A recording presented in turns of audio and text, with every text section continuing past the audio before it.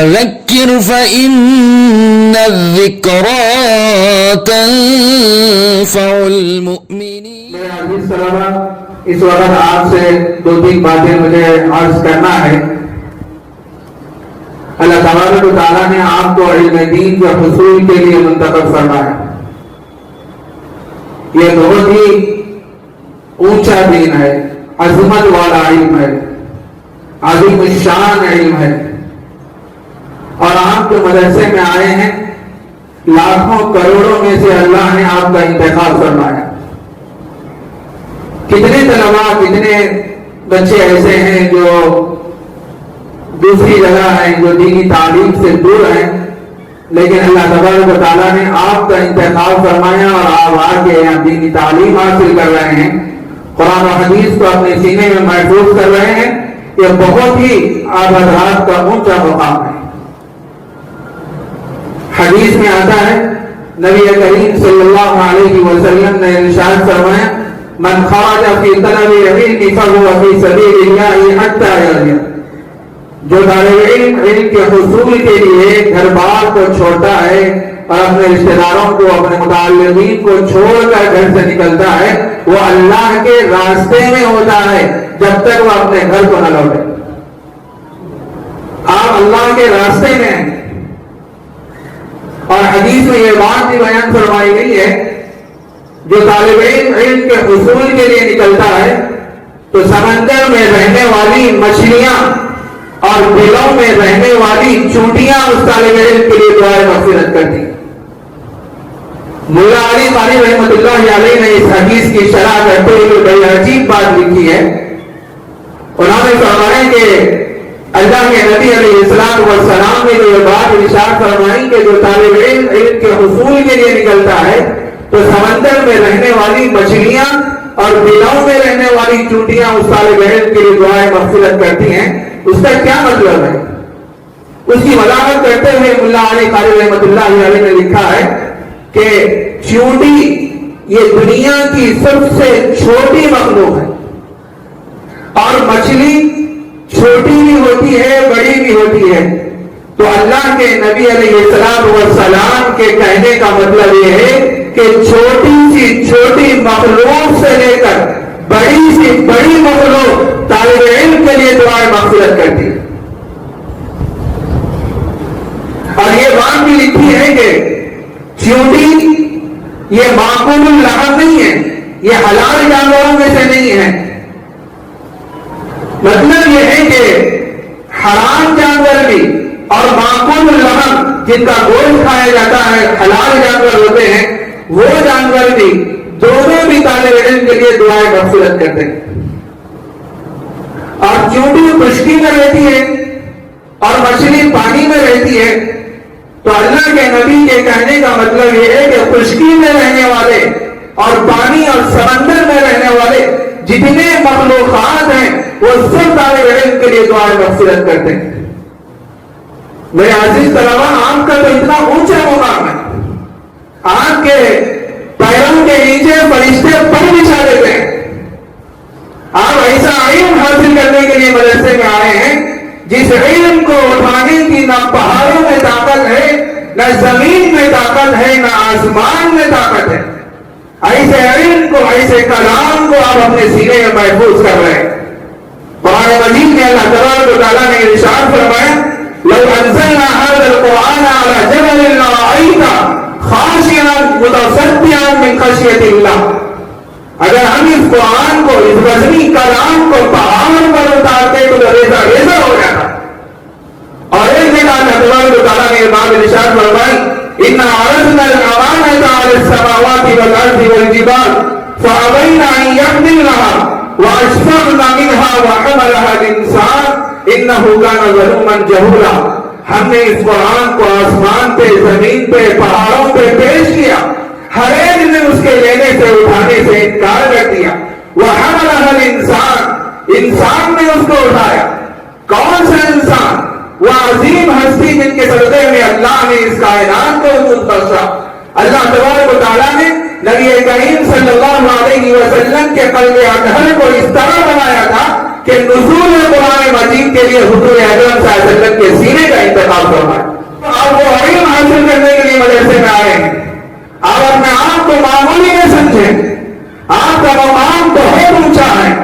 حدیث میں آتا ہے نبی کریم صلی اللہ علیہ وسلم نے ارشاد فرمایا اشراف امتی حملۃ القرآن، میری امت میں سب سے معزز، مشرف اور مکرم حاملین قرآن ہیں، حافظین قرآن ہیں، علماء دین ہیں. یہ میری امت کے سب سے معزز لوگ ہیں. بہرحال چونکہ تفصیل کا موقع نہیں ہے، چونکہ مدرسے میں نئے تعلیمی سال کا آغاز ہوا ہے، مناسب معلوم ہوا کہ اس سلسلے میں کچھ باتیں آپ حضرات کی خدمت میں پیش کی جائیں. آپ کا مقام کیا ہے، آپ کا منصب کیا ہے، اور آپ کی ذمہ داریاں کیا ہیں، اور تعلیم کے حصول کے لیے کیا کیا چیزیں مانع ہوتی ہیں، اس کا بھی کچھ تذکرہ آپ حضرات کی خدمت میں پیش کیا جائے. طلبہ عزیز سے مجھے عرض کرنا ہے تو سب سے پہلے اپنی نیت کو درست کر لیں. نیت صحیح رہنا.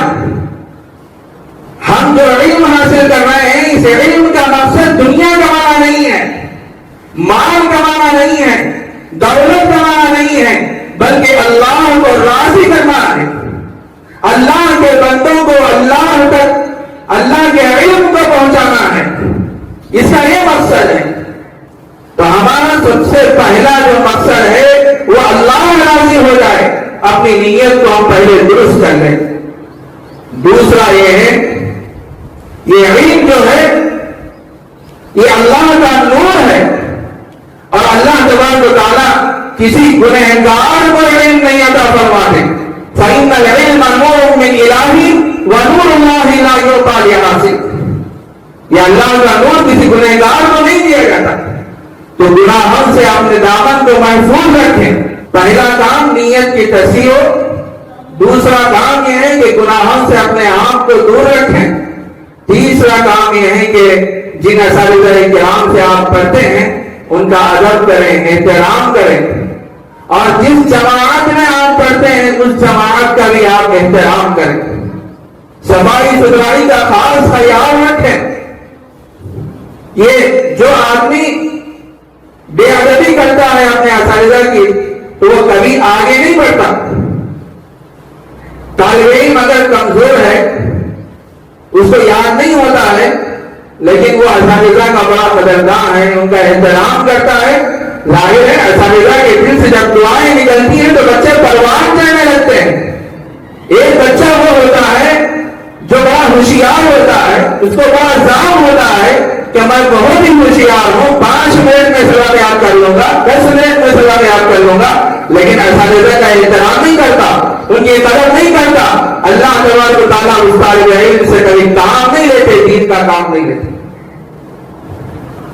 جن اساتذہ کرام سے ہم پڑھ رہے ہیں ان کا خوب ادب کریں، ان کا احترام کریں. مجھے عجیب واقعہ یاد آ رہا ہے.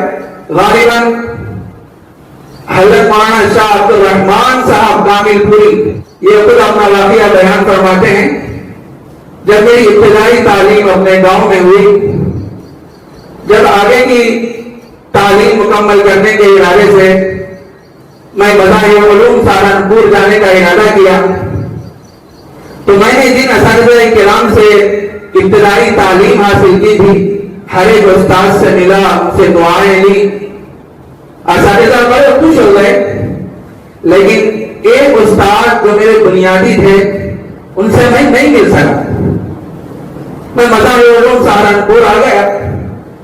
آنے کے بعد ہوا ایسا کہ جو کتابیں پڑھائی جاتی تھی وہ مجھے سمجھ میں نہیں آ رہی تھی. بہت کوشش کرتا لیکن مجھے کوئی بات سمجھ میں نہیں آتی. میں بہت غور کیا تو اللہ تبارک و تعالیٰ نے میرے دل میں بات ڈالی، ارے تو نے سارے اساتذہ سے تو ملاقات کر کے آیا، ہر ایک سے مل کے آیا، لیکن تیرا ایک بنیادی استاد تھا جس کے پاس تم نے پڑھا تھا، اس سے ملے بغیر تو آ گیا. ان کے دل میں بات آئی تو انہوں نے اس زمانے میں اپنے استاد کو خط لکھا. حضرت مجھ سے غلطی ہو گئی، آپ سے میں ملاقات نہیں کر سکا، مجھے معاف فرما دیجیے. وہ استاد کا خط، وہ طالب علم کا خط جب استاد کے پاس پہنچا تو استاد لکھتے ہیں، بیٹا جب تو نے سارے رسالے سے ملاقات کر لیا مجھ سے نہیں ملا تو میرے دل میں یہ خیال آیا شاید تو نے مجھے چھوٹا سمجھا اس واسطے سے مجھ سے ملاقات نہیں کیا. میرے دل میں یہ بات آئی تھی تو اس واسطے تجھے وہ سبق یاد نہیں ہوا, وہ کتابیں تجھے سمجھ میں نہیں آئی. اس کے بعد وہ طالب علم پھر ملاقات ہوئی, روتا ہوا کہنے لگا کہ اللہ کے واسطے مجھے معاف کر دو. حضرت مولانا شاہ عبد الرحمان صاحب کامل پوری فرماتے ہیں کہ اس کے بعد مجھے کتابیں سمجھ میں آ گئی اور حضرت مولانا کا یہ حال تھا کہ ترمذی کا درس دیتے تھے, وہ اتنا مقبول درس تھا, اتنا مقبول درس تھا, اس زمانے میں کسی اور کا درس اتنا مقبول نہیں تھا. میرے عزیز طلبہ, جب اساتذہ کی طلبہ قدر کرتے ہیں, ان کا احترام کرتے ہیں, ان کے دل سے جب دعائیں نکلتی ہیں تو بچے اس درجے پروان چڑھنے لگتے ہیں.